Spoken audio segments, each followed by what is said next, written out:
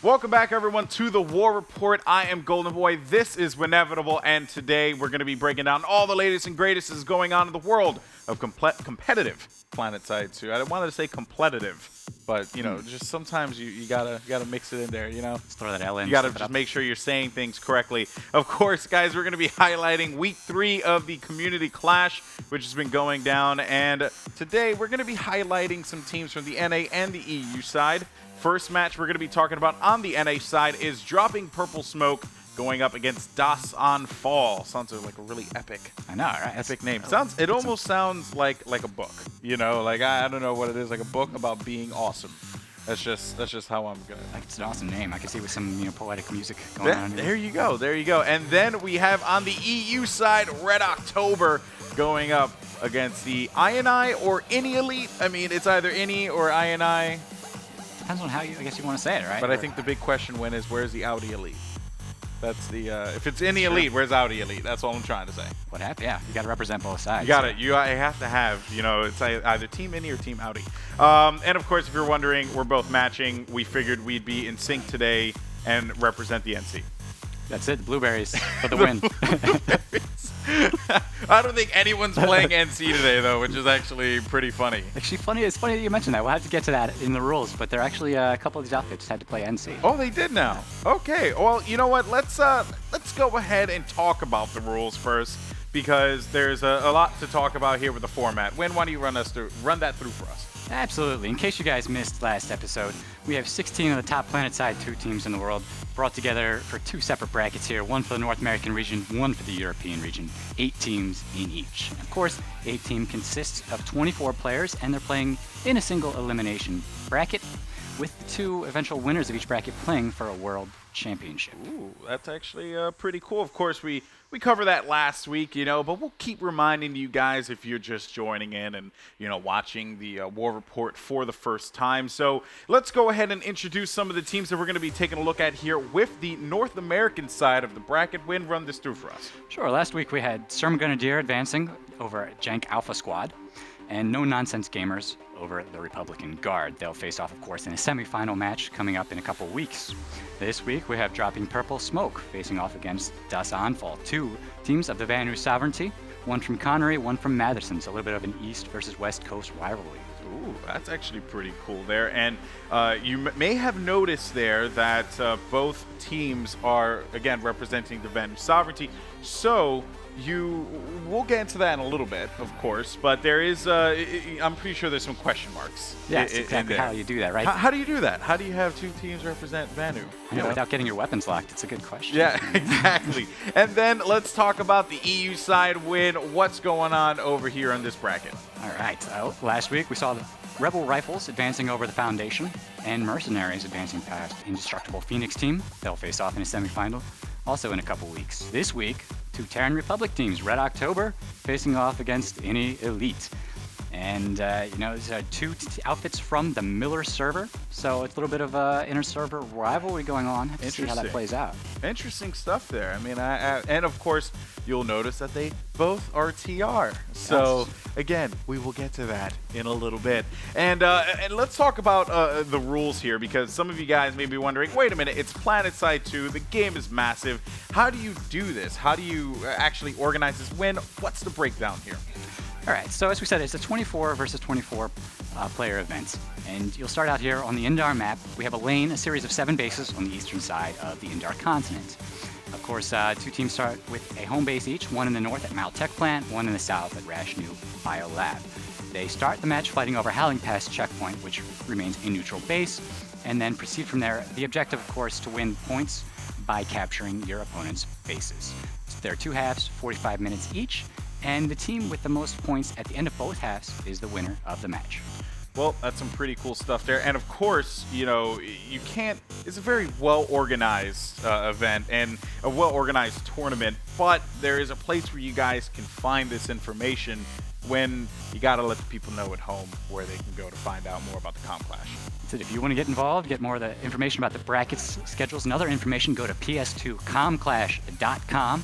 And of course, you can catch all the live action as well as the VODs free at twitch.tv/PlanetSide2 and twitch.tv/PlanetSide2 Europe.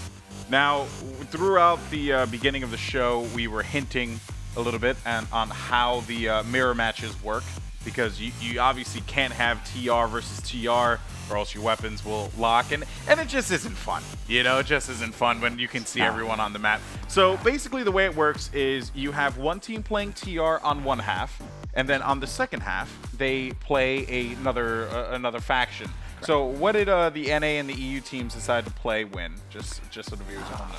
Interesting enough. Okay, well, in the NA side, you had, of course, Das Anfall and Dropping Purple Smoke playing. And what you saw was, there's a coin flip to decide who plays which faction in which half. Das Anfall choosing to play their NC faction in the first half, and Dropping Purple Smoke playing NC in the second half.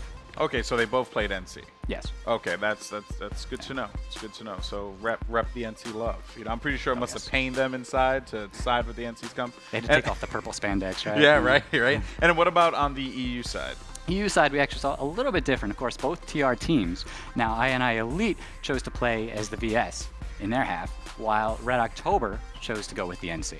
Okay, so interesting stuff there. So try to mix it up, probably catch them off guard. There are advantages and disadvantages to using both, right? So I mean, you have your different abilities and all that stuff. So that's some pretty cool stuff there. Now, all right. So I guess let's just jump right into the action. I mean, why not, right? I mean, it makes perfect sense. So first off, on the NA side, Dropping Purple Smoke versus Das Anfall. Inevitable, tell me the breakdown. What are some of the things that we should expect to see in this match? Absolutely. Starting off with Dropping Purple Smoke, their Connery outfit, a bit larger in size, a little bit more casual. With over 600 active members, they really focus on including everyone that kind of wants to be a part of the outfit and helping their members grow as players. Das Anfall from Matheson, meanwhile, is a bit of a smaller outfit, with under 100 members and active members, and they focus more on coordinated play using a lot of unconventional and creative tactics. Interesting. Okay, so if you had to compare, it seems like it's going to be kind of like a free-for-all on one end with a little bit more organization on the other. So we could see a lot of mass zerging, probably just pushing points as much as they possibly can, while on the other side, they're going to try and organize as much as possible. So it's interesting because there's always that argument of, do you just push as many bodies as you can to the objective and succeed, or do you coordinate? Does that lead to success, right? I mean, that's going to be the story of this battle, wouldn't you think? Exactly, yeah. You've got to see, the tactics of Das Anfall. It's not something you necessarily would see in every matchup, so it might be, a little bit surprises here and there, and then, of course, from Dropping Purple Smoke, like you said, using that zerging aspect, really, pulling a giant armor column kind of thing. All right. I'm a fan of just throwing everything you have at the enemy and just seeing what happens. But then again, though, that's why I'm not competing. That's why they are. So we'll see how all this unfolds, guys. Enjoy the matchup between Das Anfall versus Dropping Purple Smoke, and we'll see you on the other side. We see people grabbing galaxies. We see them grabbing air and ESFs, and that's what we're seeing tonight. Oh boy, here they go. They're already getting the drops off. There's a little bit of dogfighting between the two gals. The Liberator from DPSO is hammering the other gal. Oh, and there they go. They got the drop on A. DA is on the point. They have A locked down pretty solidly.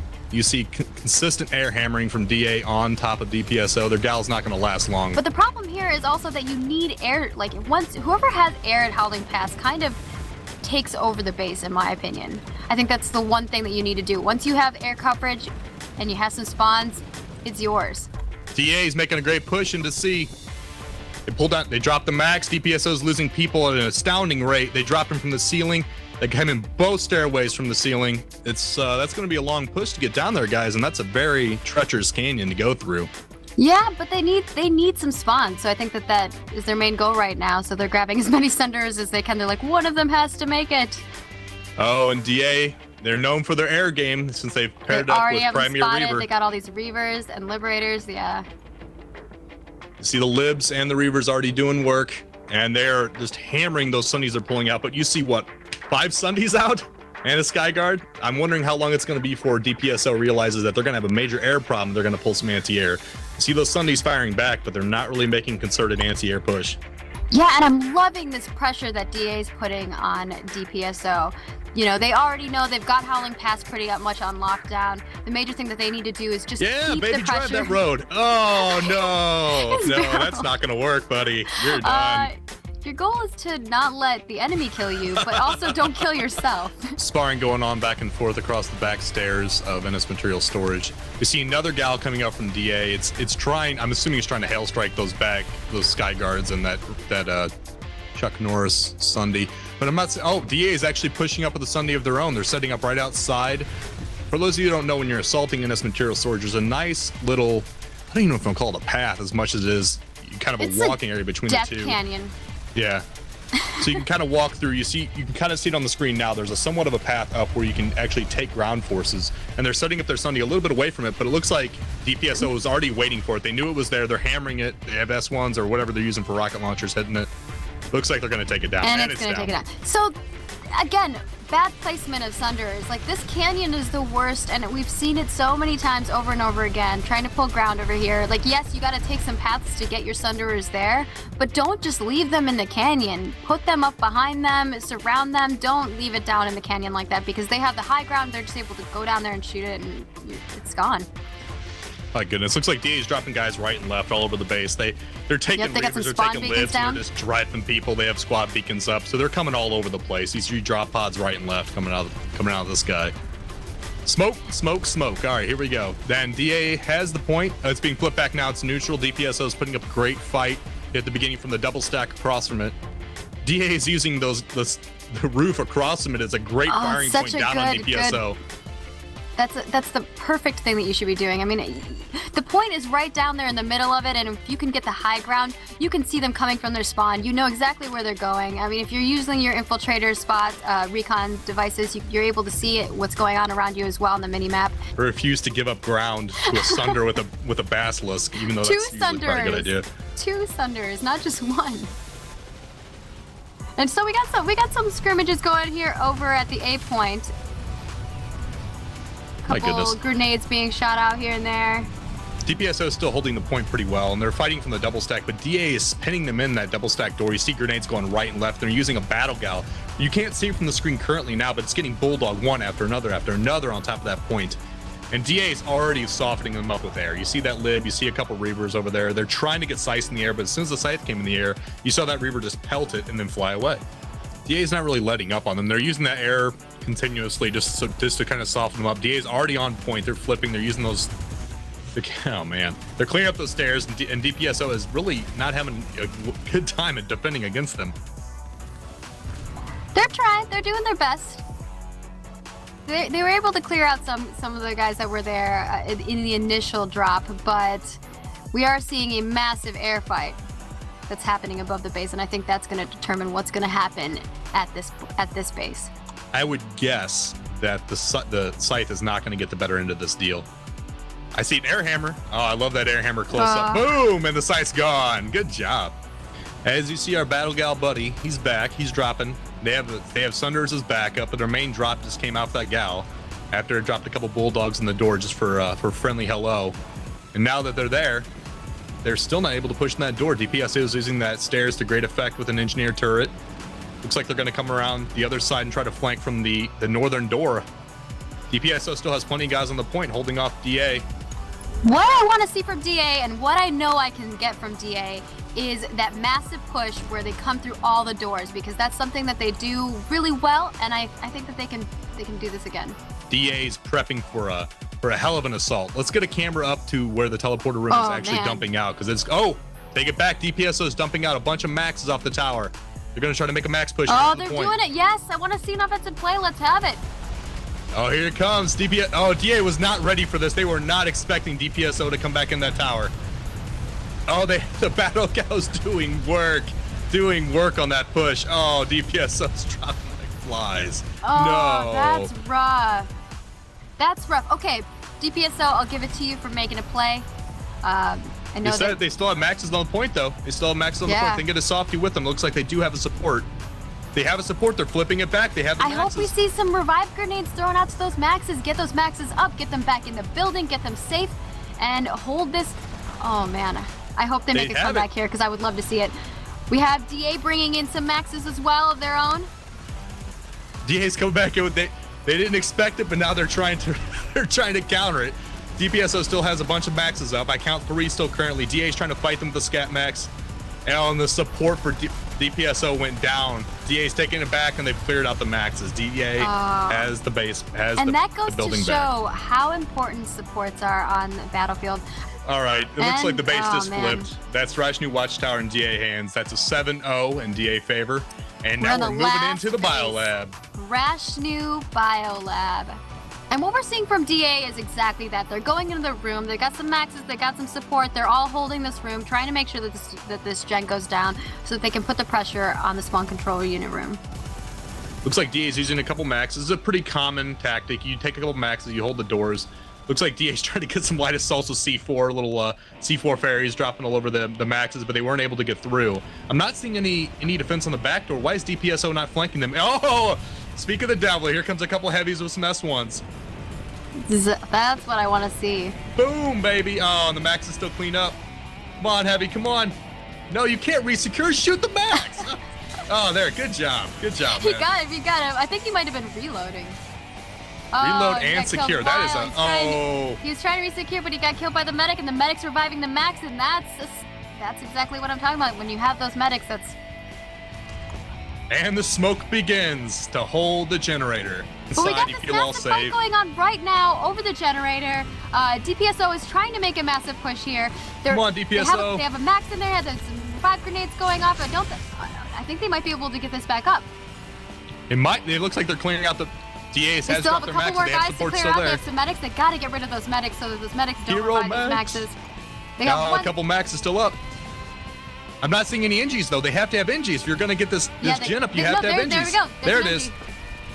Get a couple They got more guys. 3 Yeah, NGs, stack nice. up there. Yeah, get that gen up. This is Seconds brutal. from going down. Oh, they have the gen down. They're rushing the SCU room. Prox mines all over the place. I think I'm okay with saying that this round is going to go all to DA. This has been fantastic play for them. They've been aggressive. They're always on the offensive. They've been doing really well with defending the locations that they are holding. But I mean, they could defend a little bit better. I think that they're trying to do a lot with the small amount of people, which to some extent is really important because it's able to make them push forward in other fronts while they're defending other locations, like they were with these generators. Yeah, pretty straightforward starts, similar to the round one, similar to many rounds that we've seen in the past. People grabbing galaxies or grabbing ESFs. See a little bit of an air fight, not too much. Scythe bailed.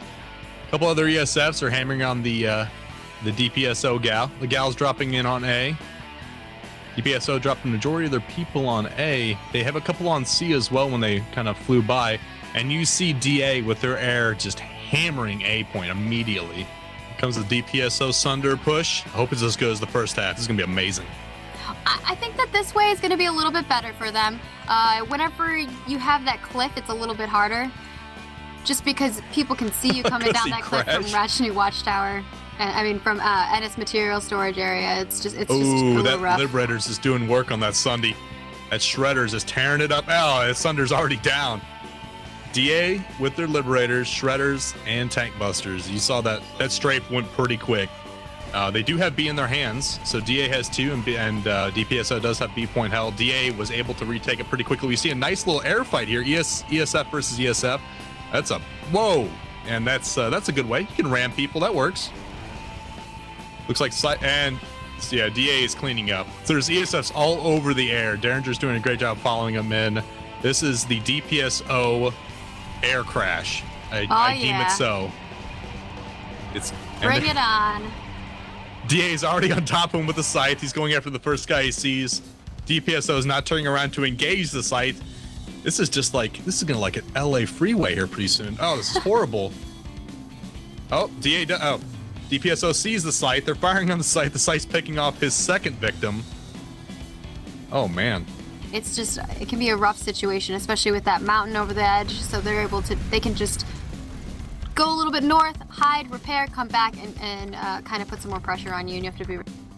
DA, as you see at the top of the screen, you can barely see it as the viewers, but we have a squad beacon at the very top of that tower. Some pilot was very ballsy and dropped off right there at the top of the tower, got a squad beacon off, and you see DA just dropping. Again, strong squad beacon play by DA, and DA showing a great just doing great work with squad beacons tonight. You can't really argue that. It's a quick way to move around. They're leapfrogging all over the place. Instead of using gals or sunders in the long movement, instead of trying to get armor across this field, as we saw last week, armor across this field, not usually a good idea. Oh, here we go. So DA's bringing in some Sundies now. That's going to be their point. They get hit pretty much immediately by a rocket of some sort. DA's locked down outside the point. They are deployed. They have their Sunder outside. They're using their ESFs to just lolpot the crap out of the spawn room to keep DPSO inside. DA does have the point. 3 minutes, 20 seconds left to count on. 31 minutes left in the half. DPSO is locked in their spawn room. DA has a gal, a Sundy, I'm pretty sure some guys, and they're all on the point. Taking a max push, trying to clear out DA off that double stack right to the north of their spawn room. And yeah, you know, I hope the best. They are taking the point back. Their supports, their maxes are able to push DA off, but DA keeps coming down off that squad beacon. They just keep dropping one after another after another. They have another one up. They have the Sunday up. They have the gal. I'm wondering if they just have a gal floating it. Since they have such great air superiority, I'm betting you they have a gal that's sitting above the base, just dropping guys. Just dropping guys, yeah. I'm certain that's probably happening. But I am liking that DPSO is making is putting some pressure on the point. I hope that they continue doing that. I mean, we've seen some amazing plays at this base, like just constant back and forth with grenades, with the revives. Like, I want to see that intense fight right here once more. I'm hoping, I'm cheering for you, DPSO. I want to see you make a comeback from this. At least a huge defense. DPSO does have the point back. It is in contention. DA dropped a bunch of guys right on the back of that great old MLG gal. MLG gal floating away, doing its work and rolling out. So they have their guys back on point. DA is fighting for point as we speak. DPSO has recapped it with DA. Nope, DA has it again. They have 2 minutes, 20 seconds, 2 minutes and 2 seconds. I apologize. Till cap, 29 minutes left in the half. We're seeing DPSO is missing their Sunderer. We're seeing the hero battle gal backing up into the tech plant. DA is slowly coming in from the tech plant. Instead of squad beacons, they're just coming in on foot via the gal and the Sunder setup back there. DA has the point, and they're the only handful of guys though. Still, about a half dozen.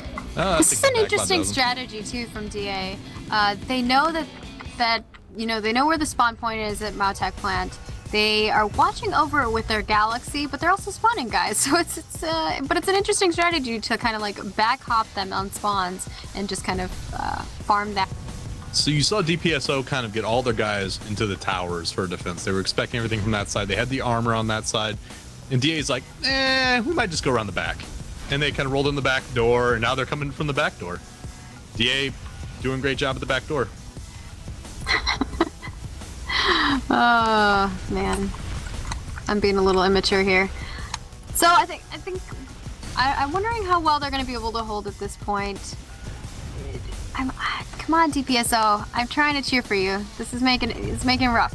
So at Mile Southeast Gate, you have a spawn room. DPSO, I should say, has a spawn room that's really close to the A point. They can kind of walk across this bridge and make their way back to the A point. So it should be pretty easy for them to get this point back if they make a push for it. Which it looks like they are. They have a max in there, right? Yeah, they do. DA's they're trying to set up a Sunny in the back too to kind of pin them between. They want to take DA and surprise them from the back. They don't want DA just rolling in the back without any sort of defense. So they're setting up their own Sunder behind it, and they're going to use it as their own spawn point instead of their main spawn room. DA is using their squad beacon again. They have their squad beacon up. They're dropping right at the top too. Yeah, but DPSO is waiting for that. They have a couple LAs. They're going up there to clear it off. DPSO is finishing the squad beacon now. No more squad beacons for you. Oh my gosh, that would make my day. Please do this. I believe that's what's happening. I think what you want is going to happen, Torx. Woo! Alrighty, so we see. I want to see this air fight. This is going to be an awesome end air fight for this match. Whale smash. Here it comes. Come on, I want to see the fight. If they're all manned in their battle gals, you can do some major work with that many gals. They got some defense here, but I think that... Oh, there's a max crash coming, yes! Yes! I want to see this. Oh my gosh, that's a lot of maxes. They have grenades already down. They got some. Oh, what is this? That is cheap. No, that was size. Oh. You can't use sights for Dude, blockers. That's not fair. DA demolishing a ton of those maxes, wrecking them. Some of them are not, like, they have barely any health left. All their support is You got this. Come on, DPSO, take that back. They got completely spread up. They have they have a couple engineers, but they need to group back up. They're all spread out everywhere. I would definitely say that's a knockout. And we have a knockout. All right, 10 minutes left in the half. The half is over now. 5 points for DA. That is 24-0 in DA favor. And DPSO is taking the gal. And they're going to kind of say hi. They're going to, congratulations. All right, so there you had it. It seemed like the Zerg strategy that I would have probably resorted to did not work out too well for DPS. And in turn, Dasanfall takes a victory decidingly, of course. Yes, 24-0. A strong showing from them.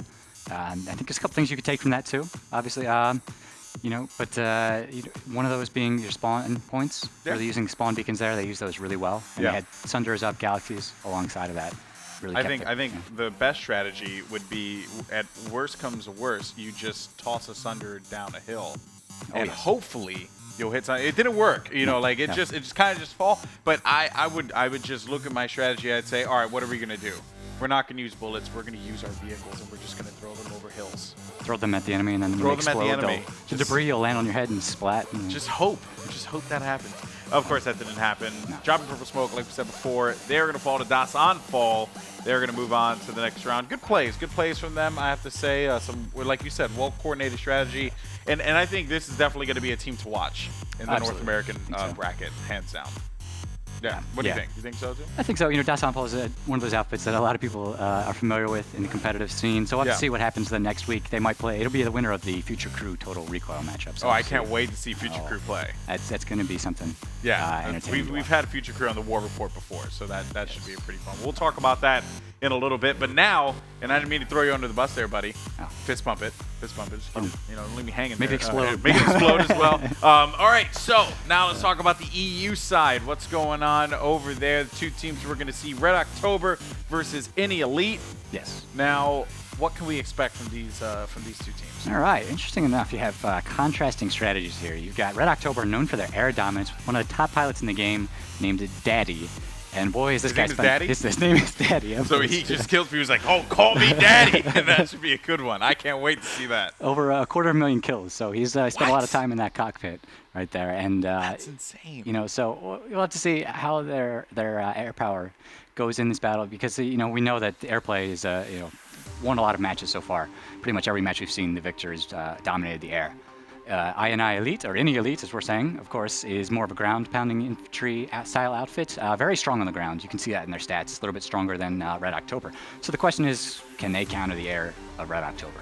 Okay, so like you said, we've seen a lot of air superiority, and Daddy is looking to bring the thunder. Yes. He's looking to discipline his children here. This should be a good one. I just want to hear like Lupreza and Torture say Daddy. Like that just kind of, it just cracks me up. I know, right? I'm trying to imagine if you're in a squad with him. Hey, I've Daddy. casted a lot of names before. I've never casted Daddy. No. So one day I will make this happen. All right, so let's see how all this unfolds. Who comes out on top? The air superiority or the ground and pound gameplay of these two powerhouse EU teams? Find out in just a bit and enjoy.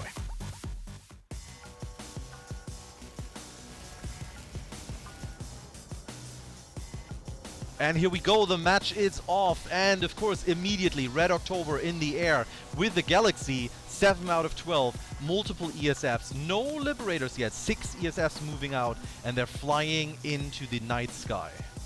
And over on any side, I'm only seeing about 4 scythes at the moment, and 1 sideways flying Galaxy trying to get to Howling Pass as fast as possible. Here comes the Scythes immediately. We're going for an immediate air battle. One of the Mosquitoes already crashed. The Scythe crashed. I think he jumped out though. He had ejection seat. Here comes Innie's Galaxy being attacked by Red October's Galaxy. And of course, as we all predicted, Innie's Galaxy just dropped out. As we all predicted, air battles going on left, right, and center. Scythes flying against Mosquitoes. 5 Mosquitoes going at that Scythe. Poor bastard. And Innie's, they're all over the A point at the moment, but they're really exposed to that Mosquito fire. As soon as they take down that Galaxy, they're going to be focusing on all those troops up there at A. They sure are, and right now I don't see much of Innie's air left. That one Scythe is being attacked. Yeah, he's just blown up. I see VS Liberator and 4 more Scythes. There is a massive air battle going on. Innie is not going to back down without a fight in the air. But right now, I think Red October is definitely in the advantage here. But Red October actually moving in with Lightnings. I think what is a Skyguard? Yes, there is a Sky. 2 Skyguards actually moving in, but being immediately shot by the AA. Yeah, that's a really wise move at the beginning here, and it looks like there's a Sunday up on both sides as well at the moment. Yes, indeed. We have an INI Sunday, who I think is, yep, here he is on the western side, just hidden inside the tower, which I take it they hacked the terminals, pulled it, and brought it into the tower. Did they do? Ooh, it just got blown up though. Innie just lost their Sundra. And here comes Red October capturing B and C. Yeah, it looks like Innie's being pretty conservative. They are still staying up there at the A point. They've got about 10 people up there. I don't know if they're going to be moving down. They seem too cautious to keep moving. But they really need to. They can't cap this base the way that things are going. Now, Innie keeps pulling those Sundras, but Red October is very, very good about taking them out. They always see where they are. Innie can't seem to get them down. And I feel that Red October is still winning the air game. They've got 2 Liberators just circling the base, pounding anything, but Innie is holding those 2 points. It's a slow capture, but they're doing it. I mean, it's definitely the most play back and forth that we've seen at Howling Pass, I think, on the EU during the first season. So I got to give credit to Innie. They're really holding on to this tenaciously. And talking about giving credit to Innie, here they are again with 2 Liberators. Looks like Shredder Liberators. They're fighting the ESFs. They've got some Scythes going on. There's another air battle. Innie is not giving up those skies. They know that they need them to hold this base. I think the vehicle generators are actually still up. Meaning that no lightnings from either side can actually enter the base right now, except for Innie's lightnings, because they're just pulling tons of lightnings right now inside the base, which I think are actually gonna be Skyguards. Yep, they're Skyguards, because they want to get rid of those mosquitoes. That is indeed a lot of people, but it seems that Red October has just been taken out at the point again. And yep, all of them are down, and Innie is capturing those points back. It is exactly how it was said before. Innie incredibly strong on the ground. Entire squads of Red October are being wiped out. And honestly, I feel that Red October thought they'd have a much, much easier time here. They do keep their Alpha squad together very, very well. Bravo squad providing the air and vehicle power. But it seems that Alpha squad, the infantry play, is just outclassed by Innie right now. Yeah, you know, they had a great push when they took out B earlier, and they took out a Sunday, and they're pushing all together now, really coordinated, cohesive. The problem is their Sunday's just too far away. Yep. I really feel like they need to get something inside and closer to one of the points. Here comes a Red October Liberator doing a quick flyby, but he's going down so low that the Skyguards can just put out massive damage, and he's actually gonna... Oh, he goes down. It was pretty ballsy, but not a great move in this base. Yeah, the Liberators have been buffed. Liberators have been buffed, but they're not invincible, believe me. Dude, we've seen, you know, other outfits try to take down the air before, but not nearly as effective as what Innie's doing today. It's really impressive. Indeed. And now we have another push from Red October Alpha Squad, sending out 2 Maxes, lots of medics, and of course engineers. Innie knows they're there, though. They're going for point B, but they're losing people. One person jumps off a cliff. Ritual suicide, I think. Fear that they have their infantry in the tower. I think what you're going to find here in about 5 seconds is that Innie just pulled 5 different air. A couple Liberators and 3 Scythes. They just arrived to the area. Oh, they have. It's interesting timing. Yep, they have. They've got a Liberator, they've got their Scythes, and they're flying very, very close together. So it seems that Innie definitely trained their pilots. They definitely trained their pilots. They needed to, though. I have never seen flying like this Mozzie. I can guess which one that is. Holy cow. Do you think they're pulling back and they're just kind of regathering? Well, they're already doing it, because here comes a Mosquito, 2 Mosquitoes and a Liberator, and they're moving in on that lone Scythe of Innie. Oh my. Yep, and by the way, Innie has already hacked the terminal at NS Material Storage and moved the Sundra in, because they know that they are going to capture this base in just 10 seconds, and they're leapfrogging. They're Yeah. leapfrogging. But That's right a great now, move. It's just unfortunate they got spotted by all that air, but they that's did get exactly what spotted, they yeah. need to be doing. Yep, it is what they need to be doing. That Sundra is going to go down very, very fast. I think it is down, actually. Yes, it is. So right now, they are capturing the point. They've got a spawn beacon, which I think their squad is just going to drop in immediately because they need to. Yeah. But right now, Red October, they have the air superiority above this base. They're going to bomb everything. We've got a huge air battle going on right now over Howling Pass. Ini moving in with their air, and they're doing it. They love doing it. They love the air, and they're holding Howling Pass quite well. So, and it's material storage. Those two air forces are going to clash right above it. We've got Red October still defending it pretty well on the ground, but I fear that if Ini manages to take air superiority over this base too, then they're going to capture it quite quickly, like they did with Howling Pass. But I do see a lot of Ini scythes going down. Yeah, and while they're doing that, they've got three Sundays on the ground. I don't exactly know why, to be honest. That's a little pretty... it just seems too tight, to be honest, to be really efficient. Well, it is a lot, but one of their Sunders just got C4'd by Red October. As always, Alpha Squad going very, very deep into the battle. But Ini needs those Sunders. I mean, they're in terrible positions. One of them is right on the road, but they're taking the point, you know, because Red October right now is just kind of stuck inside the building, trying to defend to the south, and they're totally forgetting about the capture point in the middle of the base. Yeah, that's a good point. They've got it again. Ini have the A point. And Ini also seems to have complete air superiority right now. Again, Red October bringing in a Prowler, but that's not going to help you much if it gets taken out by enemy air.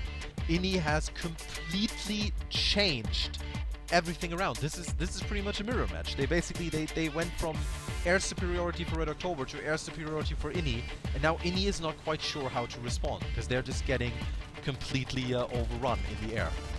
Yeah, but now that Ini has the air battle, they don't have the A point. They know where Red October is coming out of, and they're not letting them get close to that capture point. Yeah, they're pretty cautious, which is really good. Yep. Plenty of them on top of the building across from the A point as well. They are. It's really smart. They can just see all of those troops running out, straggling from the spawn room, pick them off. And again, no one in Red October, none of the pilots can actually provide that close air support that Red October wants from them and is used to from them. Because Ini just always has someone chasing away their mosquitoes. Whether it be a Scythe, whether it be a Skyguard, whether it be a Liberator engaging in the mosquito. But Red October took down their Sundra, I fear. Well, right now it seems that RO is definitely building up their Air Force.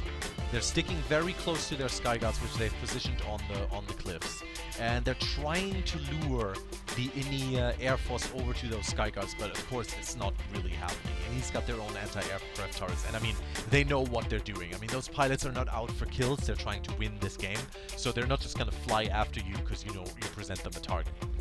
But again, it seems that RO actually pulled themselves a Galaxy and is loading it up. Yeah, well, at moments like this, I don't know what else you're going to do. But what are you going to Everybody's just going to... What point are you going to... Howling Pass. Well, if they yes, but follow what point the on lead, Howling Pass? If they followed the lead from the first half, they'd go for the A point, except now that Ini have the base, they can spawn there. So do you feel they're dropping on A? Yeah, they're dropping on A. Lots of vehicles still up on the road here. Oh, we got a flying Sunday. Holy cow. Guys, that is not a way to drive a Sunday down to Howling Pass. Gone and placed a squad beacon up here. Unfortunately, that squad beacon is down now, and heck, they need to get a Sunday up if they're going to keep their hopes alive to take that 8 point and hold it. They're moving out with a large armor column, though. Got their air support up above it. Wonder how Ini is going to protect against that. Because I don't see much from Ini right now. Don't see any vehicles or anything. Pulling some Mag Rider. Yeah, there's not much going on down there. I see at least a couple lightnings. RO's armor column is turning to bend here, but they're just going to have to stop. Okay, they're pulling a Sunday where they had it in the first battle, which is good because I mean, they're Eastern something lasting side, a long time. But They here haven't comes been Inni. before. Here comes Inni with their lightnings, and obviously their lightnings can go through the shield by RO Sundra. That is a bad position for your Sundra. I mean, the lightnings can just come out, start shooting it, and then once they get shot at, they just go back behind the shield. Yeah, they needed to get it around the corner like the last one they had. Well, I mean, they have to. They have to sit out of the outside. I mean, just look at what Inni is doing there. They're just sitting behind the shield right now. They can just pop out, you know, with their macros. They don't even care about popping out. They see that they have way more people, and they're Here's just the pushing. push. Yep. 10 minutes left, though. Can they make it up the hill to the 8 point? Hold it. Can they make it in time? Definitely. Can they take it in 10 minutes? I don't know. I mean, they've got 3 Sundras. The Sundra is obviously going the other route. Very clever there. Now, as predictably as you might think, they are launching lots and lots of Mozzies. Holy cow, I'm not going to be able to count how many are coming. I'd say they're going to launch at least 10. There are definitely a ton of Mozzies and the Galaxy going on, but we see a lot of Reavers coming in too. Lots and lots of Reavers, some Liberators too. But it seems that RO's Reavers are a little split up here. Their Galaxy's My coming apologies. in first. That's fine. The Galaxy's coming in first. Both Galaxies now. Inni doing the same thing again they did in the first half, dropping quite a few people on point A. But RO is doing the same thing, and we've got a max infantry battle up on point A. And they've actually managed to immediately infiltrate and hack the terminals. We've got 2 NC maxes here pushing for point A, but a TR max is holding against them. Let's see if Red October can actually take this. Yeah, it's pretty impressive, actually, how Red October learned from their mistakes from the last battle and decided to adopt any strategy there. Let's see if they can make that work for them. Looks like they're cut down to just 2 maxes now, though, so Yep. it's not going to work for them. Yep. So they got nobody to take that point. That max. Well, that max is going for it though. But then again, it seems that Inni has set up some good defenses there, and the air battle, of course, rages on above the base. And I see a lot of Inni up in the sky. I see 4 Liberators. 4 Liberators, but a ton of Reavers from RO. So it seems that RO right now has the ESF advantage, but the Liberators, oh, those Liberators are not going to hold long. RO is going heavily against it. 1 Liberator down. Inni losing the air superiority battle here fast. I feel like we need some kind of in-game graphic to show who has the air control at the moment. And it gets agree. updated every 10 seconds. But I yeah, agree. for now, here we are with RO owning the air, and they're on the ground. They got the B point. They're flipping C at the moment, it looks like. Yep, and they're blowing up the vehicle generator. But we've got Inni, who've put up a Sundra. Oh, that's getting bombarded immediately by that Reaver from RO. But they've set up a Sundra right next to the spawn room, and they have point A and point C under control. On the other hand, RO set up a Sundra right next to point B, holding that one. But here comes Inni with a counter Sundra push. But they do have to, you know, go up those elevators, which they're doing right now. Here comes a big push. RO pushing in. Here come the XC maxes. The TR maxes don't notice. They get taken down, and the C max down too, though. Inni just incredibly strong in infantry fights, and that the push was actually defeated. The push was defeated. Now this is where they need rest grenades. RO needs to throw in rest grenades. And again, though, I don't see any Sunday up for the Inni guys. Just as you say that, though, here come 2. Here comes 1 gate diffuser Sundra for Inni moving into the middle. But I fear that those few RO soldiers are right there. No, actually they're moving it all the way over to the B building. Wonderful setup there. Got another Sundra right over here on the road, which they're going to use to try and push on field B. Now here comes Red October doing another little max push up to point A. Inni, diversion of forces. They don't have that many people up there. It seems this push might actually succeed. Those 2 NC maxes are cleaning house. Yep, they're cleaning house. There's 1 Inni soldier remaining. And if they can get a normal person up there, can Red October do it? Can they bring someone over? Yep, they lost their infiltrator. Oh! They lost the infiltrator. Otherwise, they'd have been okay. Oh no, they've got another one up there. Actually, they're capturing base. They're capturing point A back. Out. They did it. That Red October Sundra just went down, though. A massive push from Bravo Squad, and they're capturing point B. Inni capturing point B. RO sending in their own infantry, though. But Inni's got those maxes. Yeah, now how RO is going to spawn here, I don't know. I'm not seeing a Galaxy up in the sky. I'm not seeing Sunday up. No, I they see don't. one driving in now. Yeah, on it's the, driving in, but that's too late. Indy is the already side. capturing back point A with a few people, and they're on point B now too. And RO only has 2 maxes in there. They might be able to hold a little, but the whole time Indy is capturing those points, and we've got all 3 points contested now. We've got a single RO infiltrator taking point C, but Indy captures point A and B at the exact same time. That, like I said, they don't care if it takes 15 minutes to take this base. They're just gonna cap it. But here comes RO with a big push from that Sundra they put up to the east. They're heading for point C. Are they heading for point C? Yes, they must be. They're heading in, and here we go. This is gonna be a big fight in this building. Yeah, maybe they've learned from their mistakes and they finally want to clear that out. Did I say big Oh, fight? but- Indy actually only had 2 people in here. They only had 2 people in here, and they're losing point C now. That's Well, gonna I raise tell the you bar. what, though, RO have lost the Sunday on the outside. 2, 3, over 4, 5 Sundras from RO. 5 Sundras from RO are now coming from NS abandoned offices, basically moving into West Pass from all, Howling Pass, excuse me, from all directions. We've got 1 to the south, 1 to the west, another one going through those tank mines, 1 driving directly into the middle of the road. RO wants those spawn points, and they're not giving up. They've still got 2.5 minutes to take this base back. Yeah, it really puts a smile on my face. I wonder if that Sunday on the south side there's going to make it up towards the spawn room. Here comes Red October, actually bringing in the Vanguards. 4 Vanguards coming in from the west. Indy actually had to abandon their lightnings because they needed infantry on the ground. And Red October just moving in, mopping up the Sundras and the empty lightnings. Well, this is something. I mean, Red October kind of playing hide and seek seems to have worked for him there. Yep, I mean right now Indy though has all of the 3 points, and are they actually flipping Howling Pass? NS abandoned offices? They have someone there, they have one guy, yep, they're flipping it! Red October, I'm sorry there guys, but you gotta take that point back quickly. Which they're doing immediately. They've got 3 people, they're flipping it back immediately, so that EMP that didn't last grenades, long. flashlights, everything. But yes, of course we're going back to man. NS abandoned offices where Indy has managed to capture the point now. I wonder, where is the RO right now? You've got the eyes on RO. What are they doing? Where are their forces right now? Because I don't see them. I don't see their infantry on the ground. I don't see vehicles. I don't see them in the air. What are they doing? You know, they're kind of scattered at the moment.